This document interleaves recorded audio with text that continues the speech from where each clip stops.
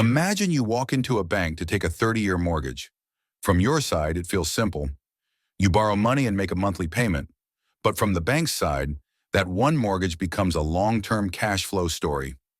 On day one, the bank gives out a large amount of money, but what it really cares about is what comes back over time. Every month your payment arrives, split into interest and principal. The interest is income for the bank, while the principal slowly reduces the loan balance. As years pass, interest income declines and principal repayment increases. That's the amortization behind every mortgage. But the bank isn't using its own money to fund this loan. It pays interest on deposits or borrows money itself. So every month there's a funding cost quietly eating into that interest income. And then there's risk. Life happens. Some borrowers lose jobs, some default, and some loans don't get repaid in full. Banks account for this by estimating expected credit losses using the probability of default and how much they would lose if a default occurs.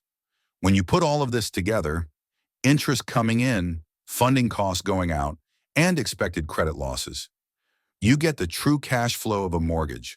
From that cash flow, banks can measure profitability, net interest margin, and return on equity, and decide whether lending at a certain rate actually makes sense. That's the story behind every mortgage, not just a loan, but a stream of cash flows shaped by time, costs, and risk. This is the mortgage lending cash flow model, simplified. And if you want more real-world finance explained clearly, subscribe to Finance Simplified.